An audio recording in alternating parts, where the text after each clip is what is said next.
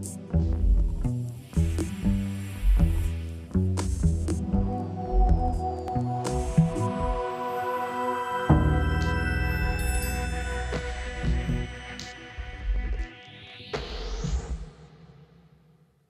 fait, je me suis demandé pourquoi est-ce que vous avez choisi de travailler sur l'hymne national sénégalaise et en quoi est-ce que vous pensez que la cohésion sociale qui est exprimée dans l'hymne national est encore réelle aujourd'hui?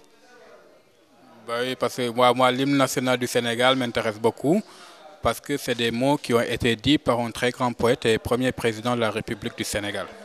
Donc, il a eu une très bonne inspiration en jouant sur les mots. Moi, j'ai utilisé la valeur des mots et de ce qui a été dit de l'hymne national du Sénégal. Parce que quand on dit pincer les koras, il faut savoir que pour une kora soit pincée, pour entendre la sonorisation, il faut que la kora soit accordée. Donc, c'est dans cet accord que je cherche une cohésion sociale. Mais de ce fait, on a l'impression que des fois, on a tendance à avoir des désaccords parce que la kora, elle peut être accordée comme elle peut être désaccordée.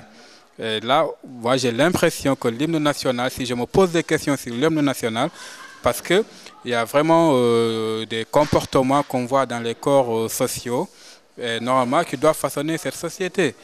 Et je pense que sans ces accords, on ne peut pas y aller. Parce que Léopold Sédar Senghor, il l'invite à pincer les koras, à faire vivre, à danser, à chanter la communion des ethnies du Sénégal et de leur culture. Vous voyez. Donc ça fait parfaitement une cohésion sociale. Mais là, on se rend compte plus de la dégradation de ce qu'on a pris de la ville ce qu'on a pris de la ville pour le transporter au village, et de ce qu'on a pris des villages pour venir le faire en ville. Pour moi, des fois, je vois une sorte de rupture. Ouais, comme je peux voir aussi, il y a une continuité, des liens profonds, des saveurs vraiment forts de la tradition. Vous voyez? Donc un petit peu, c'est un petit peu ça, quoi. Ouais. Donc d'après vous, la société sénégalaise aujourd'hui, elle serait plutôt désaccordée et pas tout à fait accordée? Quand on dirait un pourcentage, je prends les 80% des accords. Ok. D'accord. Et en ce qui concerne la relation des villes et des villages, est-ce que j'avais l'impression que dans vos œuvres, la ville, c'est surtout un endroit de danger, je ne sais pas, parce que vous avez montré des dangers comme les taxis, les trucs comme ça, et le village, c'est plutôt l'endroit de la tradition? Est-ce que c'est comme ça? Ben, si vous voulez, mais un peu plus quand on recherche, moi je trouve quand je parle de la ville, c'est des fois des ruptures, comme je l'ai dit tout à l'heure. Parce que moi, quand j'étais enfant, par exemple, sur le tableau La Tresseuse que j'ai fait, où il y a ma mère en train de tresser une femme riche, hein, et qu'alors que cette femme avait des fois des excès de colère vraiment, vraiment qui dépassaient, quoi. Mais ma mère arrivait à la consoler. Mais des fois, maintenant, on ne voit plus, par exemple, là, on voit des salons de coiffure. Tout est bien. Mais avant, par exemple, quand on voit, même dans le tableau La Tresseuse, les fils électriques sont continués. Ça sort de l'autre côté. Comme si aussi ma mère, elle est tressée d'une autre maison. Donc on voit que le courant passe. Et pourtant, c'est une scène un petit peu traditionnelle, des fois, qu'on prend des villages. Et que moi, quand j'étais petit, j'ai vu ça en ville parce qu'ils étaient dehors en train de se tresser. Vous voyez. Donc, voilà, c'est la culture. Il y a aussi une sorte de vitesse aussi des fois qui se passe, qui se fait qu'on a l'impression que même on voit des villages maintenant qui se transforment en communes. Moi, par exemple, mon village maintenant n'est plus un petit village. Par exemple, le marché, il avait un marché hebdomadaire tous les dimanches jusqu'à présent. Mais quand tu vois maintenant, vraiment, c'est vraiment grand. C'est vraiment grand, quoi. Vraiment. Moi, je ne pense pas, je ne fais pas une très grande différence, quoi. Et moi, j'essaie en tout cas de lier ces liens, vous voyez, ces liens qui sont profonds. On peut juste conserver ce qu'il y a de beau dans la tradition, parce que dans une tradition, il y a quelque chose de beau et quelque chose de laid. De laid, c'est par exemple forcer une jeune fille à se marier, hein, ou bien même un homme qui se dit que ouais, chez moi, je ne travaille pas, il n'y a que ma femme qui doit faire tout, quoi. Moi, je pense que ça, c'est vraiment, hein, une fausse tradition. Mais de ce qu'il y a de beau dans la tradition maintenant, Moi, je travaille sur ça, ça m'intéresse. Et j'essaie d'apporter, de partager mon regard sur ces corps. Vous voyez, et c'est ça qui fait que je lis un petit peu tradition et modernité, mais aussi dans un même lien, dans un même accord de simplicité.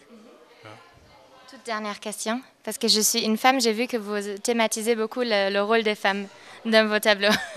Alors, pourquoi est-ce que ça vous intéresse le sujet du rôle de la femme dans la société sénégalaise? Ouais, du rôle de la femme, parce que vous savez, même dans mon projet Corps à Corps, je questionne sur beaucoup de choses. D'abord, des fois, je me questionne à savoir quelle est la place de la femme dans la société. Parce que on trouve des fois des femmes vraiment qui sont pas prises en compte. Vraiment. Moi, je connais bien. Hein. Je connais bien, j'ai vécu, j'ai vu des femmes, des fois, hein, qui sont enfermées dans des tâches ménagères tous les jours. Hein. J'ai vu des femmes qui ont été mises enceintes et qui n'ont jamais revu leur mari. Quand le bébé est là, c'est la femme qui s'occupe du bébé et non pas le mari. Hein. Donc, j'ai vu tout ça. Et ce qui m'intéresse de plus aussi, moi j'aime regarder les corps des femmes. Il y a cette beauté féminine. Vous voyez, par exemple, quand on trouve sur le tableau Lady Commandement, que la femme qui se déshabille, qui peut être, je la trouve comme une femme noire qui essaie de se blanchir la peau, comme une femme blanche aussi qui essaie de se la noircir. Vous voyez. Donc là aussi pour moi, là ça peut gâcher beaucoup de choses parce que la femme a en elle une beauté vraiment qui est l'une des plus pures et l'une des plus simples. Donc avoir son identité, préserver son identité, garder son identité, sans pour autant être suivi par de fausses préceptes ou par des fausses modes, quoi. Pour moi. Et moi, le plus qui me touche, c'est la femme, c'est que moi, j'aime regarder les corps des femmes, quoi. J'aime quand le corps me parle. Vous voyez, j'aime regarder à travers les corps, les âmes, comme elles sont nourries d'espoir, de rêves, de frustration. Vous voyez, j'aime les corps. J'aime les corps quand elles sont là. Il y a des corps des fois qui sont lassés, fatigués. J'aime les corps qui sont en l'ombre, hein, les corps en lumière, comme je peux les présenter. Hein, une manière de dire à la société, regardez ce qui se passe chez nous. Regardez vraiment ce qu'il y a à montrer de beau. Parce que pour moi, l'art, c'est fait pour ça. Moi, quand je peins, c'est pour exprimer ce que je ressens. Et quand je sors ce que je ressens à travers des corps, vraiment, la femme en est une, vraiment, qui m'est très chère et sa beauté m'est précieuse. Merci beaucoup. De rien, je vous remercie. Merci.